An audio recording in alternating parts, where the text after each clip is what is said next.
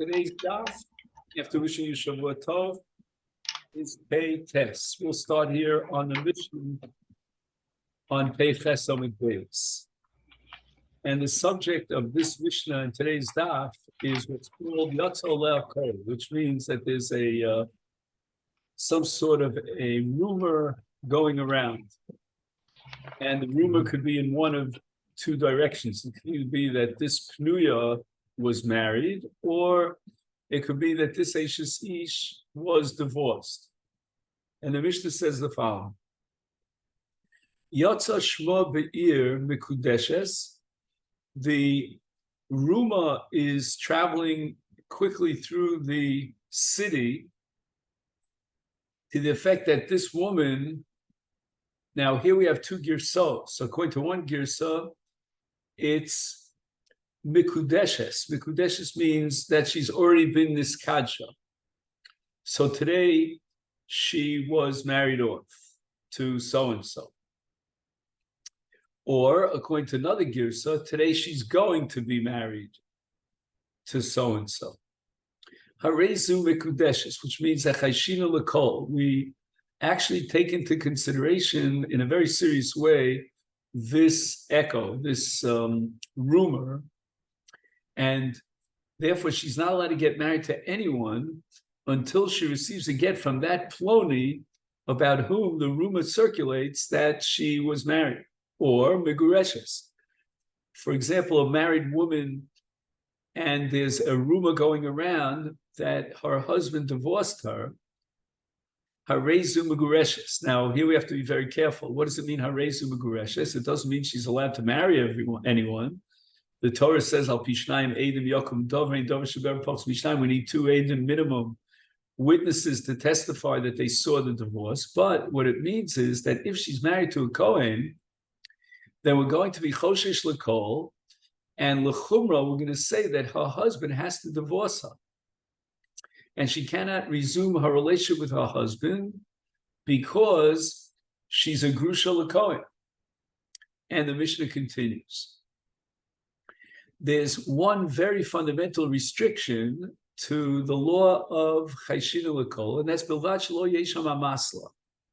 An amasla means a shover, something that breaks the rumor, and it's sort of like the anti-rumor. And we'll see many examples in the Gemara, but the Mishnah gives one example. Eza hiya masla, what would be an example of something that would undermine and invalidate the kol in either Kedushin or Gerushin? For example, if let's say the rumor that's floating around is Girish ish plonius ishto al tnai, that when the husband gave a get to his wife, he added a condition, or in the case of Kiddushin, what happened was that according to the Kol, a man threw Kesef Kiddushin to a Pnuya, non-married woman, and we're not sure, Safek Karav Lo. Where did the money land? Did it land close to her, close to him? Zohi Amasla. In such cases, we are mevatel the klol. Why? Because either a t'nai is a shovar to break up the kol, or the additional suffix in the case of kiddushin that breaks up a kol. And basically, the underlying principle here is that a kol and chayshina a kol only applies when it's an absolute, and it's not conditional, it's not doubtful, it's certain. And the Gemara says the following. The Mishnah is very difficult. It says that there's a kol that went out that this woman was niskadsha, and therefore we assume that she's an Eishes Ish, or, for example, in the case of an Eishes Ish, there's a kol that says that she received a get from her husband, and if he's a Kohen, it means she can no longer live with her husband. Asrina le'agavra? Are we going to undermine a cheskas heter lebaila and break up a marriage simply based on kol v'amar Rav Ashi? What about the principle of Rav Ashi called kol debasa nesuin lo chayshina lo? If a man is already married and there's a cheskas ishus after the nesuin. For example, a woman's married to a kohen, and now a call goes out that she's a grusha, or she's a zona, chalola, whatever it might be, and she's a surlo. Says Rav Ashi, we're not choshesh for a call. We're not going to break up a marriage based on this kind of flimsy evidence that falls shy of two witnesses. We need two witnesses to testify that she's asur al baila. Otherwise, we violate the principle of ein davar shebe'erva pachos mishnayim. So here too, says the Gemara against the Mishnah, even though there's a call that's circulating that she received a get from her husband, she's nesua v'omedes, she has a chazaka being married to a kohen, and that chazaka predates the call, and therefore establishes her status quo as muteris l'bayla. Now the Mishnah says chayshin l'kola, and we prohibit her to live with her husband. And the Gemara answers hachi kamar. We have to reinterpret the Mishnah. Yatsa shma ba'ir mikudeshes harei zo mikudeshes. And what it means is we have a pnuya, and the rumor is circulating in the city that she got kedusha, received kedusha to so and so. Then she's not allowed to marry a man until she gets a get from that so and so. However, if she's already mikudeshes and kedasu kedin, she received kedushin, and there's ishus vados, and now there's a yotza kol that she's megureshes, which means that now she cannot resume her relationship with her husband who's a kohen. In such a case, harei zu megureshes, which means that she's allowed to marry anyone in the world. And what does that mean? Now, here we're talking about a case of a woman who was married to so-and-so, and now there's a call going out that she received a get. To rely on this call and allow her to marry anyone in the world based on the call that says that she was megureshes?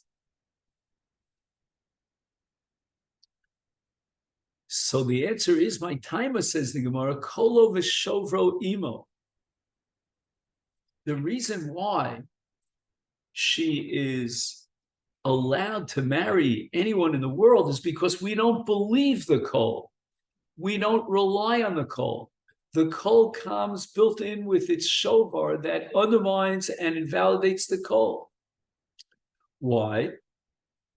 Because there's a kol that says that she was married to so-and-so. Now there's a kol that says that so-and-so gave her a get. And that second kol, or the second dimension of the kol, undermines the kol that she was niskadsha. So when it says on the bottom of Peiches Hamid Beis, Mikudeshes, what it means is that Yatsa Kol Al Isha, she is Becheskas Pnuya, and the Kol says that she receives Kiddushin, but together with that Kol, the rumor has it that after the Kiddushin, she received a get. So what we do is we cancel the original Kol that says that this Pnuya was Mikudeshes. It's kind of like a Pesha Asa or Pesha Hitir, and we go back to the original status of the woman as a Pnuya. And that's called Shovro Imo. Omar Rava says, in the case of a Pnuya, Sheyotza Oleha She Mizana Be'ir, there's a rumor going around that this girl, unmarried, has had a relationship with a Goy or an Eved, and therefore she becomes a Zona. And according to the rumor, she cannot marry a Kohen. Ain't choshin. We're not going to be relying in any shape or form on this kol. Negate the kol. My time of why? The people jumped to the premature conclusion that she had a relationship, a conjugal relationship with this guy or with this Eved that passes off for Kuna. Why? Because they saw her in a sort of compromising position. She was noheges minhage pritzos. And the Gemara now says that this din of Rava really depends upon a machlokas tanoim in the following brisa tanoim. Achla bashuk.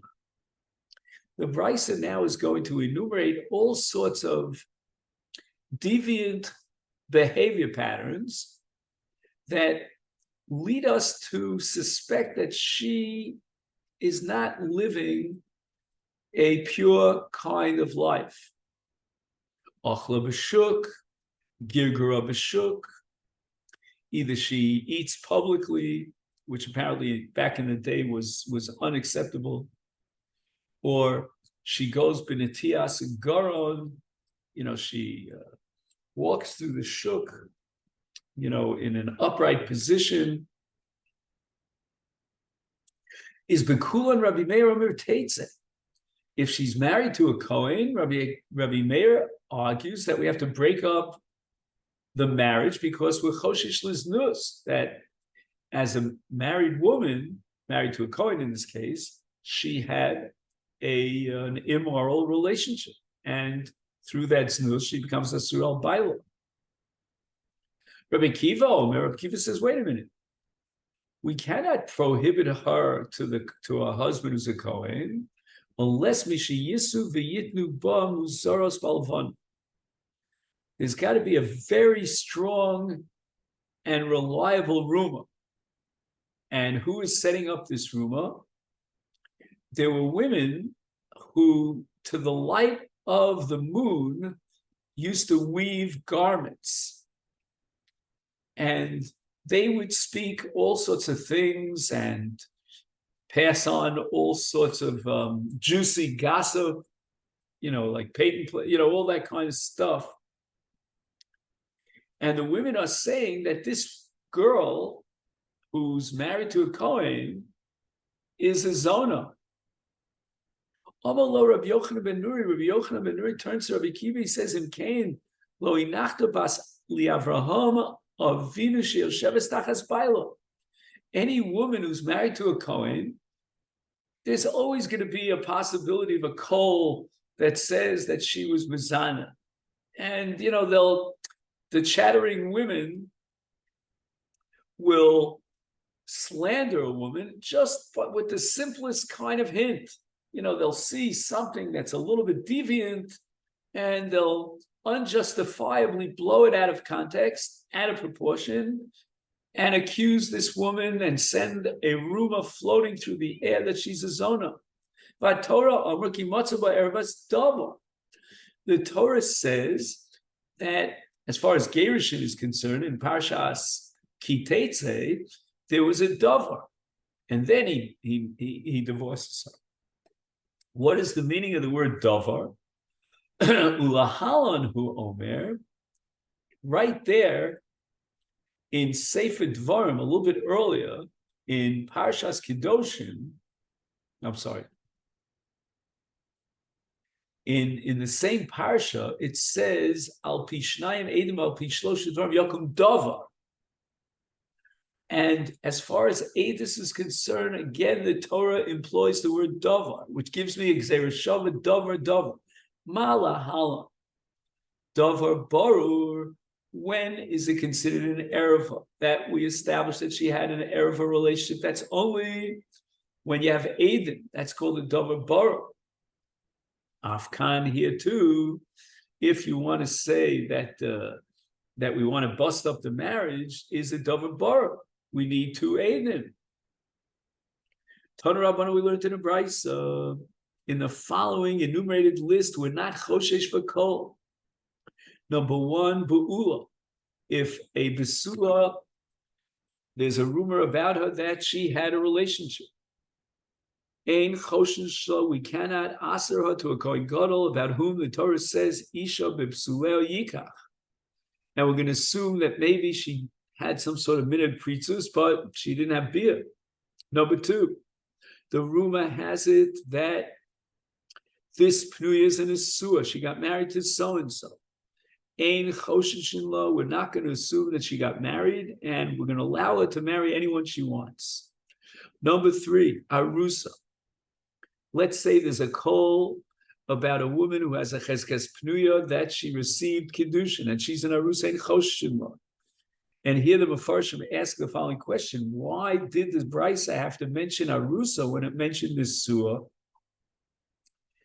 And Tosfos answers that we might have thought that only if she's yotzaleh kolshi nesua, that we're not choshish for, because that's something that everyone would know about. Like yotza binuma, if you remember the Mishnah at the beginning of the second parak of Ksubas, that marriage was a public kind of affair. But if yotzaleh kolshi arusa, that's not something that people know about, and therefore we shouldn't be choshish for such a call. It's a private act, kamash malon, that even arusa might be considered a valid call. However, in all the above cases, the Bryce establishes ein choshishin lo. We're not going to asa her on the world. And now we have a 4th case. The Kol says about a pnuya that shalol ploni. In other words, it just says that she got married. To whom she got married, the name is completely omitted. The rumor doesn't have it that she got married to so-and-so. It's an ein choshin lo. Because if it was really true that she received kiddushin, then people would know to whom she received, who is Makadish. Number 5, the ir acheres ein choshin lo. If the kol was circulating in a different city, we don't have to be choshish in this city, only for a local kol. Number 6, there's a call about a woman that she's a mamzeres and she can't marry Yisrael. Ein choshin lo. Number 7, the call has it that she is a shivcha knainis, and therefore she's not allowed to marry ben chorin. Ein choshishin lo. Now here I got a little bit confused, and Rabbi, maybe you could help me with this. In the footnote, he quotes the Noda Yehuda, who explains why in the case of shivcha ein choshin lo, and he says, Mishum sha'isa shel shivcha linase Yisrael hu midrabanan. And kol, any kol with a chaf, kol with a kuf, shehu posel midrabanan ein choshin lo. I don't know what he's talking about here. Can't figure this one out. Now, shivcha is an isa lav d'oraisa of kidesha. I don't know what this means here. All right, if I had more time, I would look up the tshuva and the Noda B'Yehuda. And finally, the last case on this list, this is number 8, is the kol is going out that what hikdish ploni nechasav or hifkir ploni nechasav ein choshin. There's a rumor going around that a person was magdish all his nechasim. He was mafkir all the nechasim, and we're not going to asa them b'toras hekdesh. We're not going to be mad to anyone to take it away and assume it's hefka. Omar Ula. Ula says regarding the Mishnah, that's the Mishnah establishes that Yotza Shema Be'ir Mekudeshes Harezu Mekudeshes until she gets a get from that so-and-so. Lo Sheshmo Kol Havara. The Mishnah was not referring to a Kol Havara, some sort of shmua, like just a rumor. Ela Kadesha you that there are Eidim that saw something that's really what we call a siman muvhak. It's an absolute reliable piece of evidence that she was married. What do they see? Neros dolkos umitos mutsos ubnei odom nichnosim v'yotzim v'yomer plonis niskadeshes hayom. When they had a marriage in someone's living room, they used to light candles. They used to set up all the couches. And people used to come in and out of the house, and then they would declare, so-and-so is getting married. This woman is getting married. That's a serious call and has reliable testimony according to Ula, and that's what the Mishnah has in mind when it says, Yatsa kol ba'ir shei mekudeshes.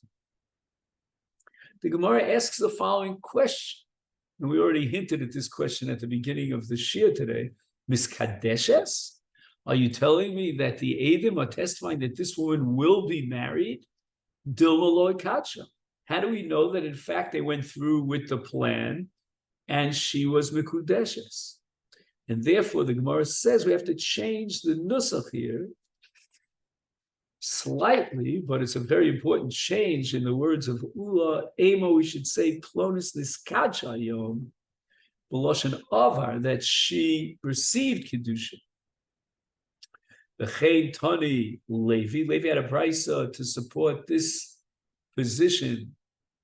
Lo sheyishmu kol avara el kadeshiu neros dolkos mitos mutos nashim tovos liora ner usmechos la v'omros plonis miskadeshes hayom. Once again, this cannot be miskadeshes.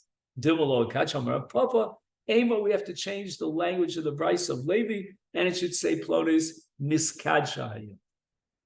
And so we have the same thing. Omar Rabba Bar Rachanan Rabbi Yochanan Lo Sheshamu Kol Havora Elo Kadeshu Neres Dolkos Mitum Sos V'Neom Nefnosim Yotzim Yom V'Yotzim Omru Dova. And then they said that she was Niskadshayim. That's Dov. So Kol, and this is the Kol that the Mishnah is referring to, on the basis of which we prohibit her from getting married until she gets a get from so-and-so. Lo amru davar, zeu amasa. But if lo amru davar, what's the flip side? That's going to be an amasa. So the Gemara immediately asks, lo amru? If they didn't say anything, why do you need an amasa? V'lo amru v'lo klum. There was no testimony at all. Amasla means we have to reinterpret the testimony. And the Gemara answers, Rabbi Yochanan meant lafuke to exclude midarabba bar Rav Huna di Amar Amasla sha'amru afilu mikan v'adasor yom. So the call went out today, and Rav Huna says, or Rabba bar Rav Huna says, that if within the next 10 days after the call went out that she was married, we heard a counter call, which means an amasla, then we rely on the amasla and we mevatel the call. Kamashman Rabbi Yochanan disagrees, and he says no, a call and a bittul call have to be simultaneous. When do we have an amasla to be mevatel a call? That's only if together with the call there was an amasla. And what Rabbi Yochanan was saying is, Lo Amru, when did they say that a kol is only reliable and the shovar will undermine the kol? That's hu da havya masla, Amru lo havya masla. Okay, if there was a kol gomur, there was no shovar, or the shovar came liachar zman, then we rely on the kol. Omar Rabbi Abba, Omar Rav Huna, Omar Rav Lo Sheshamu Kol Havar El Kadesh Yomru Ploni Mehechan Shoma. They have to add a little bit more in order for the kol to be valid. And Ploni Mehechan Shoma Sheplonis Niskacha. Mi ploni, uploni, mi ploni. They have to give us a trail and a chadgadya to tell us where was the source of this rumor. We heard it from so-and-so, who in turn heard it from so-and-so, who in turn. We get back to the original source of Bod Kivaholchim, and we check from one source to the other, Shemagiyim L'Dover Abora, until we get to the original two witnesses who saw the Kedushin. So the Gemara asks immediately, Dover Abor Edus Mi'al Yasahi. That's not a kol. Then you're getting back to the original Eden. Ella, but rather, Ki Asa Rab Shmuel Bar Yehudi came for Etzil Tvamal Omar B'Shem. Rabbi Abba Omar Avhun Omar Ra. Lo Sheshamu Kol Avar El Kadesh Yomer Ploni Mehechan Shomam Ploni Ploni Ploni. Acholchu Lahem Lemdina Sayam.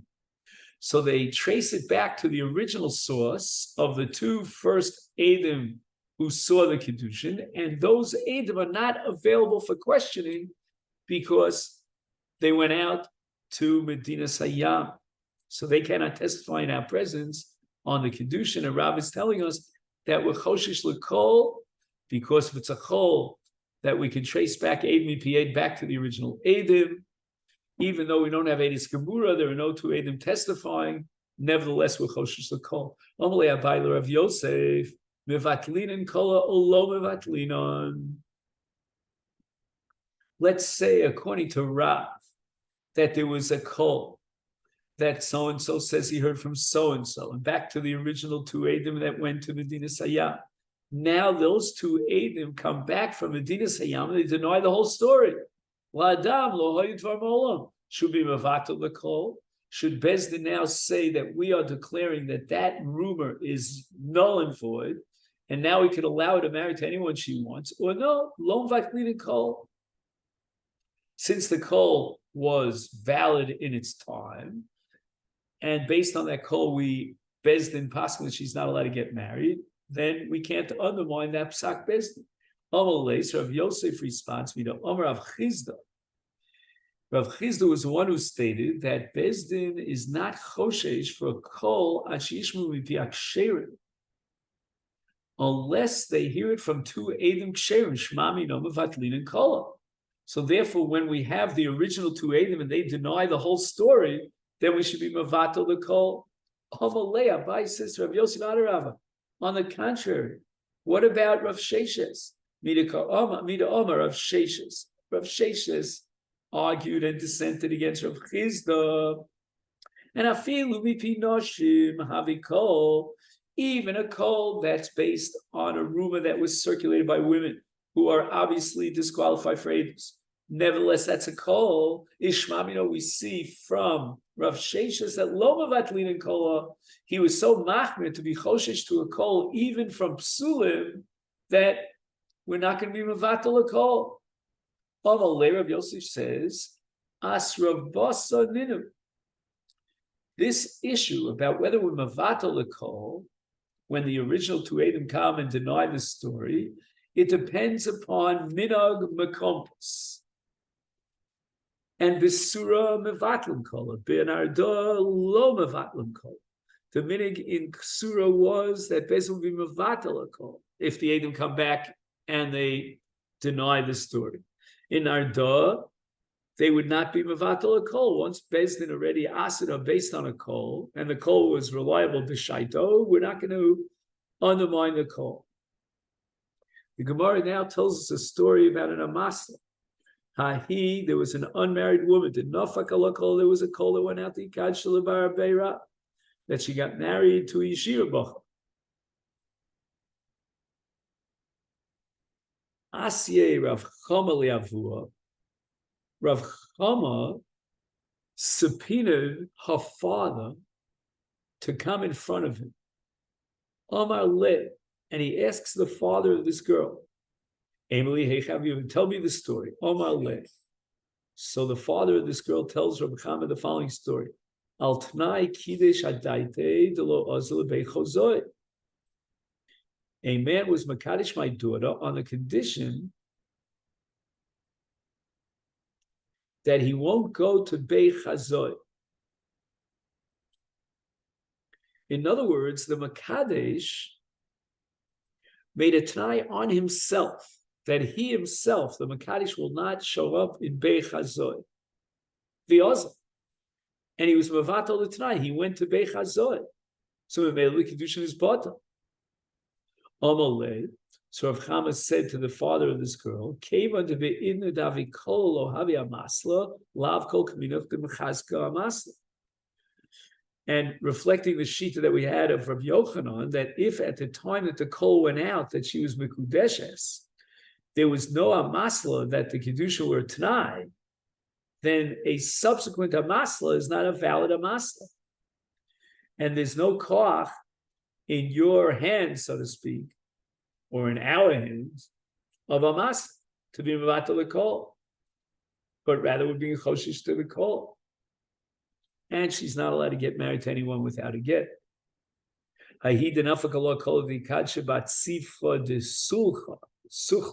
We'll soon see that this is something that hardly has any value. So the call went out that she was mikudeshes with pits of dates, date pits. And these dates were unripened. They were harvested prematurely. They never really ripened. And the pits have a little bit of the pre attached to it. The Ena de Beis Shife, al Sfas Hamayon, next to a place called Beis Shife, Shlocha Rav Idi Bar Oven Lakamida Baiki I gave the mai.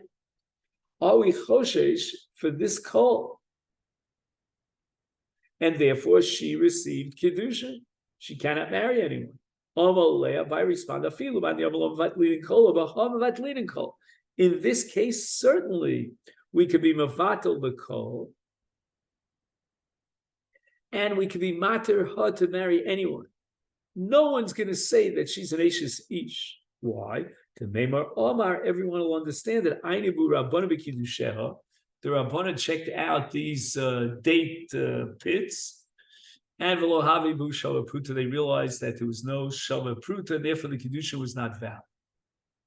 Another story. He did Nafak Allah Kol Dikach. There was a Pnuya, and the rumor had it that she received Kiddushin from so-and-so.